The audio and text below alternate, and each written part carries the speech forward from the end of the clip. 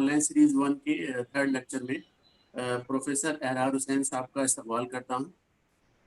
میں ہمارے department of education and training کی ایسوسیٹ پروفیسر ڈاکٹر شاہین شیخ سے گزارش کرتا ہوں کہ وہ پروفیسر احرار حسین صاحب کے بارے میں تعارف بتائیں, ان کا تعارف کریں ہمارے سامعین کے ساتھ. اسکرین شیئرنگ تھوڑا سا.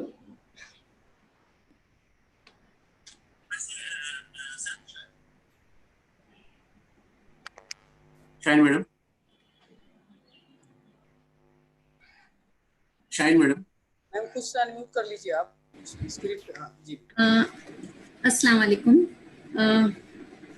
محترم جناب dean of school of education and training professor Naushad Hussain صاحب, اس پروگرام کے coordinator doctor Mohammad Shamsuddin صاحب, ہماری مانو کی ساری فیکلٹیز اور جو بھی ہمارے اس پروگرام میں شریک ہونے والے سارے فیکلٹیز, ریسرچ اسکالرز اور اسٹوڈنٹس, السلام علیکم.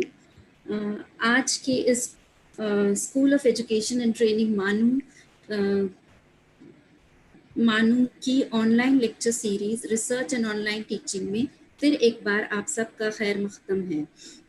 آج کے لیکچر کا عنوان ICT tools and research management ہے, اور آج کے ہمارے جو گیسٹ اسپیکر ہے وہ ہے professor Ahrar Hussain, professor of Jamia Millia Islamia, جو کسی تعارف کے محتاج تو نہیں ہیں, لیکن پھر بھی میں ایک مختصر سا تعارف ان کا ضرور یہاں پہ پیش کرنا چاہوں گی. تعلیم, اردو اور سائنس کی دنیا میں آپ ایک نامور ہستی ہیں. آپ نے اپنے کیریئر کی شروعات ایک ریسرچ اسکالر کی حیثیت سے علی گڑھ مسلم یونیورسٹی میں 1980 میں شروع کی تھی, اور آگے جا کر 1985 میں وہ ایک ریسرچ ایسوسیٹ بن گئے, جہاں پر انہوں نے 2 سال کام کیا, اور پھر جامعہ ملیہ اسلامیہ میں ہی ایک اسسٹنٹ پروفیسر کی حیثیت سے کام کرنا شروع کیا, اور 7 سال وہاں پر کام کرنے کے بعد 1993 میں ایسوسیٹ پروفیسر کے طور پر جامعہ ملیہ اسلامیہ میں شامل ہو گئے. 2002 میں سر جو ہے وہ پروفیسر بن گئے, اور آج تک ان کا 18 سال کا پروفیسر کا ایکسپیرئنس ہے. اس دوران وہ کئی اہم کمیٹیز کے ممبر رہے ہیں اور کئی عہدوں کو سنبھالا ہے, جیسے کہ وارڈن, پروکٹر, ڈائریکٹر,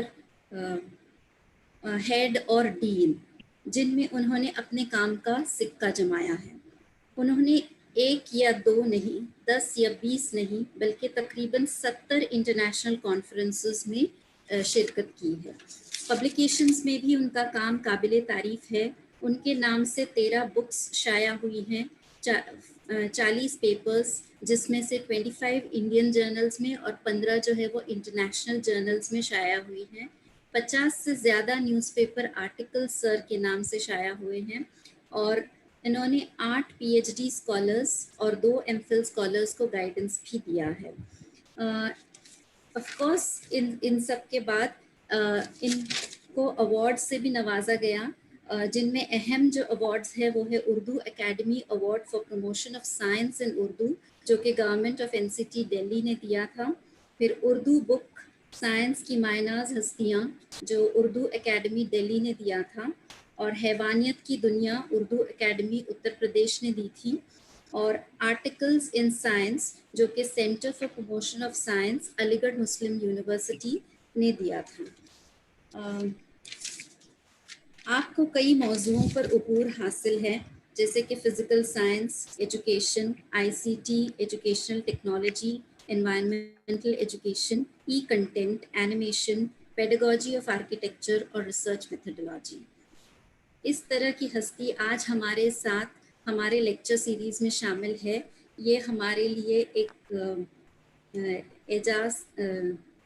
اعزاز ہے, اور سر آپ کو میں ویلکم کرتی ہوں اور چاہتی ہوں کہ آپ اپنا لیکچر شروع کریں, جس کا عنوان ہے ICT ٹولز اور research management. Thank you very much. First of all, I want to thanks to Professor Naushad Hussain Saab, the Dean of School of Education and Training, for inviting me for this lecture. And I congratulate you also that you have started this series of lectures from Manu, Department of Education. And I also thanks Shaheen Sheikh for introducing me, uh, giving me details of what I did and what I have left. So thank you once again, and I welcome all the participants in this online series lecture. My students are also there, and some of my colleagues from Faculty of Education is also participating in this lecture. So you have, this is a national kind of series of lecture now. It's not only uh, restricted to Manu, but it's open to other universities also. Thank you once again. Now the topic is ICT web tools and research management. Because the lecture is quite lengthy, so I have to be a little bit fast. And I hope that whenever there will be questions and answer session, I'll be there. So the topic basically is very relevant and important also in the sense that many good things are available on webs, and it is easier nowadays to manage research, which was not basically previously, it was not this kind of tools was not available, and the research was not managed by ICT. So what does it mean?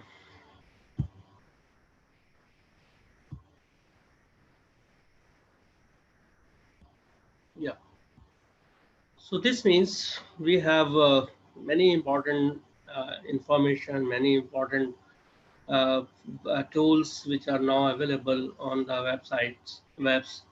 And the only thing is that we have to serve, we have to find out which what kind of tools which will be helpful for us to manage our research, to do our research. But before I come directly to the research part, I'm coming to the technology part. As you know that we are having 5th generation of computers till now. And the first generation of computer was basically that includes hardware and software, which together makes up an entire computer system. So जो first generation computer था उसमें we was having input that was based on punch cards, and output was displayed on the printouts. So this was a first generation computer. Why I'm talking about the generation of computer, the reason is that the technology size is basically reducing and reducing, and now it is easier to use all this technology, keeping that in your pocket, in your bag. Previously, it was not. So this was basically the first generation computer, which was basically needs 4 and 5 big halls, and all the circuits and things were supposed to be there, and a big size computer was there. Then came basically second generation computer, in which we started using of COBOL and Fortran language, and the size becomes a little, this kind of size becomes after first generation computer, and then it is becomes easier for a researcher to use this technology for their research purposes. But this was also big sizes was there. And then came basically third generation computer, where the semiconductor was basically started in use. And in this third generation computer, the concept of keyboard and monitor was also started. So meaning is, computer for the first time became accessible to masses audience because they were smaller and cheaper than their predecessors. So initially nobody can purchase these. Computer was available only in the institution, in the computer centers, but not with them. And then when this third generation computer came in, the size becomes smaller, and then it was basically available for the masses, and this becomes the size of the computer.